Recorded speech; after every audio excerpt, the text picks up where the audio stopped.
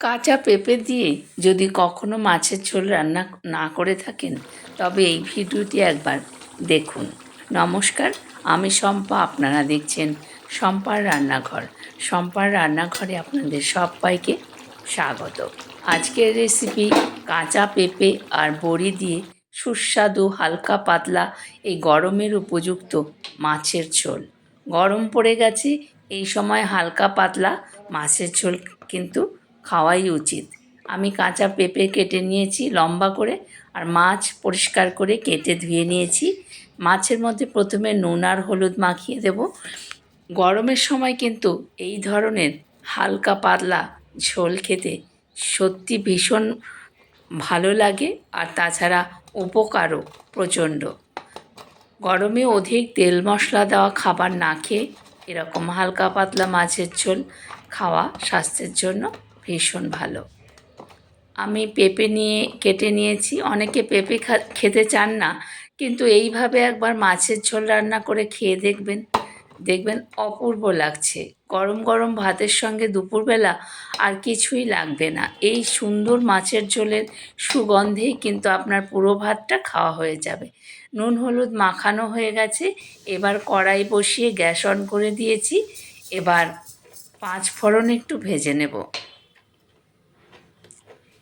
5 ফোড়ন ভেজে নেব, কারণ রান্নার এই মূল মশলাই কিন্তু এই 5 ফোড়ন।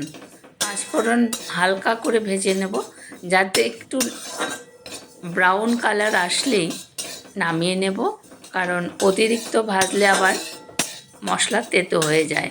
5 ফোড়ন ভেজে নামিয়ে একটু ঠান্ডা করে মিক্সিতে আমি গুঁড়ো করে নেব। আপনারা চাইলে শিলেও গুঁড়ো করে নিতে পারেন, কোনো অসুবিধা হবে না। ভাজা হয়ে গেছে, আমি নামিয়ে নিয়েছি। এবার সেই কড়াইতেই দিয়ে দিলাম সর্ষের তেল। আমি সর্ষের তেলেই রান্নাটি করছি, আপনারা চাইলে কিন্তু সাদা তেলেও করতে পারেন। বড়ি দিয়ে দিলাম, বিউলির ডালের বড়িগুলো আমি লাল লাল করে ভেজে তুলে নেব।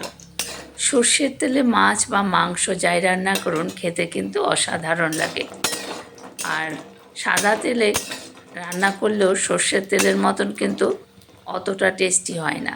তাই মাছ মাংসের ঝোল সবসময় সর্ষের তেলে করার চেষ্টা করবেন, তাহলে কিন্তু খেতে অনেক বেশি সুস্বাদু হয়। বড়ি ভাজা হয়ে গেছে, নামিয়ে নিচ্ছি।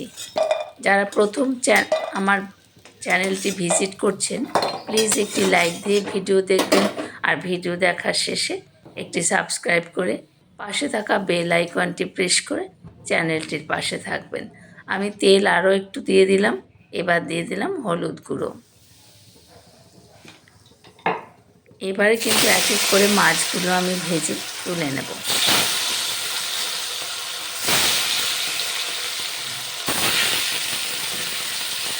মাছগুলো ভেজে লাল লাল করে এপিট ওপিট উল্টে পাল্টে মাছগুলো আমি ভেজে নেব। বন্ধুদের কাছে অনুরোধ, সম্পূর্ণ ভিডিওটি দেখবেন। সম্পূর্ণ ভিডিও না দেখলে কিন্তু কোনো রান্নাই ভালো মতন শেখা যায় না, বা টিপস অ্যান্ড ট্রিক্স যেটা থাকে রান্নার মধ্যে সেগুলো কিছুই জানা যায় না। তাই স্কিপ না করে সম্পূর্ণ ভিডিওটি দেখার অনুরোধ রইল। মাছ উল্টে পাল্টে লাল লাল করে আমি ভেজে নিচ্ছি, ভেজে তুলে নেব। একেবারে সহজ পদ্ধতিতে খুব কম তেল মশলায় এই মাছের ঝোল। মাছগুলো আমার সব ভাজা হয়ে গেছে।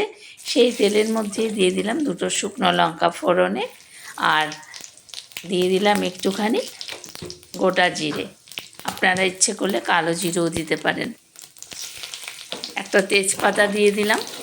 একেবারে সহজ পদ্ধতিতে এই ঝোল রান্না, কিন্তু একবার যে খাবে সে কিন্তু বারবার এভাবে বানিয়ে খাবে। এবার দিয়ে দেবো এর মধ্যে একটা টমেটো কেটে। টমেটো আপনারা পেস্ট করেও দিতে পারেন, তবে আমি কেটেই দিয়ে দিলাম। হাতে কম সময় থাকলে এরকম ঝটপট করে রান্না করে নেওয়া যায়। ঝটপট সব সময় যে মশলা পেস্ট করে দিতে হবে তার কোনো মানে নেই। দিয়ে দিলাম একটু জিরে গুঁড়ো। এবার দেব ধনে গুঁড়ো।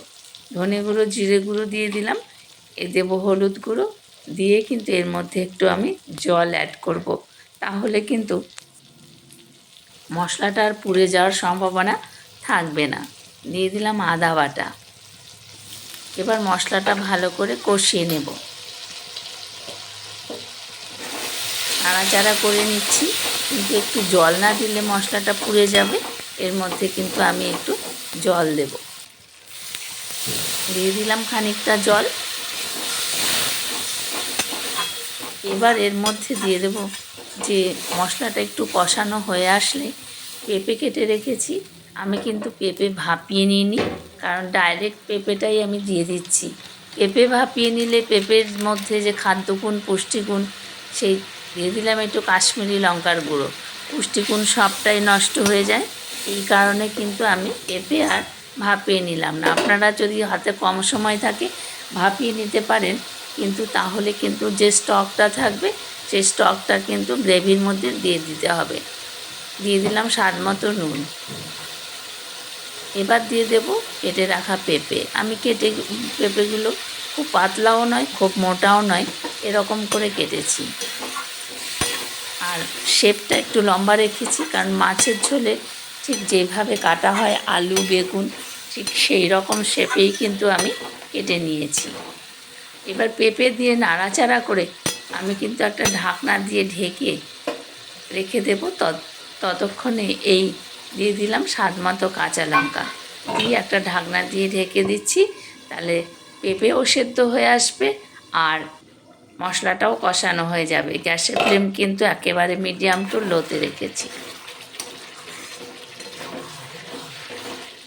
দেখুন অনেকটাই পেঁপে কিন্তু 80% মতন সেদ্ধ হয়ে গেছে, আর বাকিটা ওই দেখুন পেঁপে একেবারে সেদ্ধ হয়ে গেছে। এবার নাড়াচাড়া করে তেল বের হয়ে আসলেই মশলা থেকে আমি এর মধ্যে দিয়ে দেব গরম জল, উষ্ণ গরম জল দেব।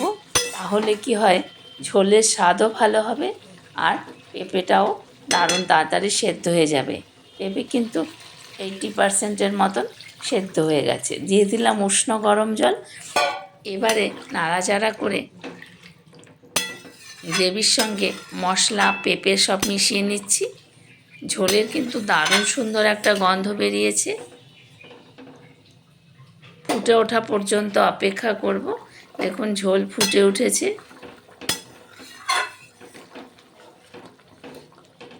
এত হালকা পাতলা, পেঁয়াজ রসুন ছাড়া কিন্তু এই মাছের ঝোল। আর এবার ভেজে রাখা মাছগুলো কিন্তু আমি এর মধ্যে অ্যাড করছি, ঝোলের মধ্যে অ্যাড করে দিচ্ছি। গরমের সময় বেশি পেঁয়াজ রসুন দিয়ে মাছ রান্না করলে কিন্তু খেতে ভালো লাগে না। বাইরে তো এখন প্রচুর রোদ্দুরের তাপ, সেই কারণে এই ধরনের রেসিপিগুলো কিন্তু খুব বেশি প্রয়োজন। তাহলে স্বাস্থ্যও ভালো থাকবে, আবার মাছও খাওয়া হবে, খেতেও ভালো লাগবে। দিয়ে দিলাম বড়িগুলো। এবার বড়িগুলো দিয়ে দিলাম। রেসিপিটি কেমন লাগলো কমেন্ট করে জানাতে কিন্তু ভুলবেন না। ভিডিওটি ভালো লাগলে লাইক, কমেন্ট, শেয়ার ও একটি সাবস্ক্রাইব করে পাশে থাকা বেল আইকনটি প্রেস করে চ্যানেলটির পাশে থাকবেন। মাছের ঝোল রেডি। দেখুন কতটা সুন্দর হয়েছে এই মাছের ঝোল।